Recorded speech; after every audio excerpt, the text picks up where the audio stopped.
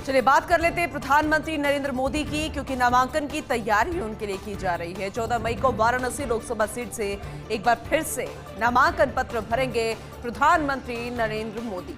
लेकिन इससे एक दिन पहले 13 मई को वाराणसी में रोड शो भी करेंगे प्रधानमंत्री। सिंह द्वार स्थित मालवीय प्रतिमा पर माल्यार्पण किया जाएगा।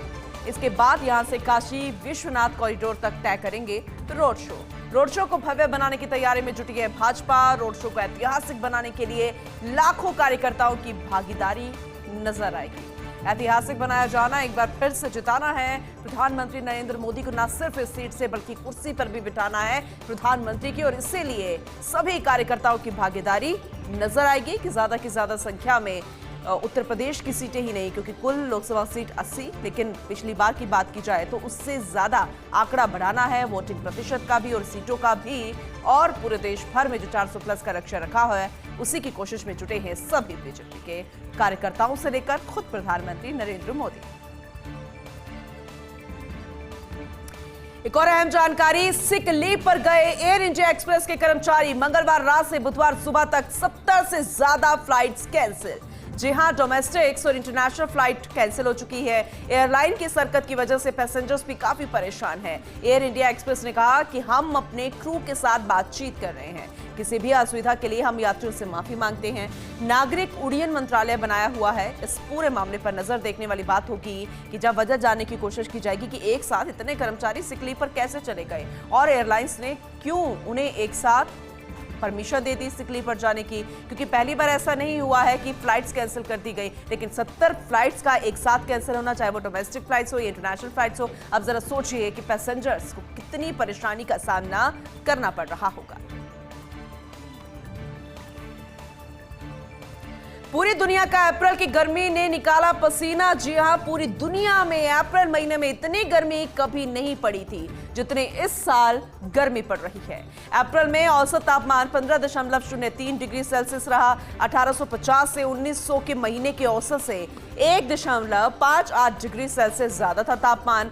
कमजोर हो रहे अल नीनो और जलवायु परिवर्तन के संयुक्त प्रभाव से बढ़ा है तापमान, ये माना जा रहा है। और भयंकर गर्मी ने फिलीपींस में स्कूलों को अस्थायी रूप से बंद करवा दिया। गर्मी इतनी ज्यादा कि अस्थायी रूप से फिलीपींस ने स्कूलों को बंद करवा दिया है, ताकि नौनिहालों को काफी परेशानियों का सामना जो करना पड़ रहा था इतनी गर्मी में, इतनी भीषण गर्मी में उन्हें सुबह ना निकलना पड़े। इंडोनेशिया, मलेशिया और म्यांमार में भी रिकॉर्ड तोड़ चुका है तापमान। यूएई का जिक्र करें तो 75 वर्षों में सबसे भारी बारिश भी देखने को मिली। जिस तरीके से जलवायु परिवर्तन हो रहा है वो बेहद गंभीर विषय है। गर्मी जिस तरीके से पड़ रही है, और अप्रैल महीने में इतनी गर्मी कभी नहीं पड़ी थी। पूरी दुनिया हाहाकार मचा रही है। बात कर लेते चारधाम यात्रा को लेकर खबर है। हरिद्वार और ऋषिकेश में आज शाम 7 बजे तक पंजीकरण ऑफलाइन होगा।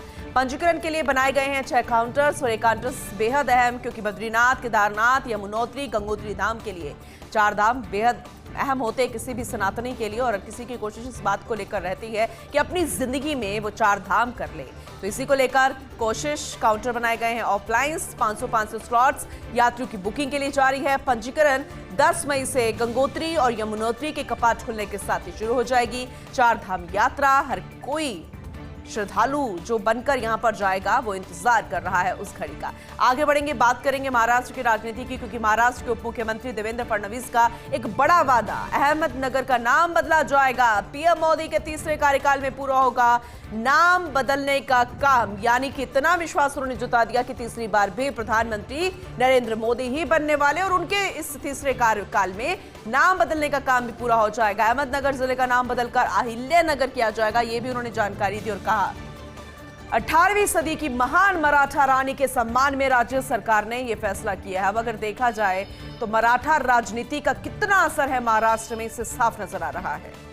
मालवा साम्राज्य की गद्दी को संभाला था महारानी अहिल्या देवी होलकर ने। अब उनके नाम पर अहमदनगर का नाम कर दिया जाएगा, और ये एक बड़ा दाव होगा। और साथ में विश्वास भी जता दिया कि तीसरी बार प्रधानमंत्री नरेंद्र मोदी ही बनेंगे और उनके कार्यकाल में ही ऐसा होगा। नहीं बिकेगी एस्ट्राजेनेका की कोरोना वैक्सीन, साइड इफेक्ट के बीच कंपनी ने किया वापस लेने का ऐलान। एस्ट्राजेनेका ने पहली बार अदालती डॉक्यूमेंट्स में स्वीकार किया था कि टीका दुर्लभ और गंभीर ब्लड क्लॉट को पैदा कर सकता है खतरा। भारत में कोविशील्ड के नाम से बेची जाती है एस्ट्राजेनेका की vaccine. Serum institute of India के साथ पार्टनरशिप में इसका निर्माण किया गया था।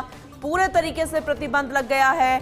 अब ये नहीं बेचा जाएगा, इसकी बिक्री नहीं होगी। एस्ट्राजेनेका कोविशील्ड के नाम से इसे बेचा जा रहा था। कोरोना वैक्सीन साइड इफेक्ट के बीच कंपनी ने इसे वापस लेने का ऐलान कर लिया है। बड़ी खबर, अहम जानकारी, अहम अपडेट आप तक पहुंचा रहे हैं।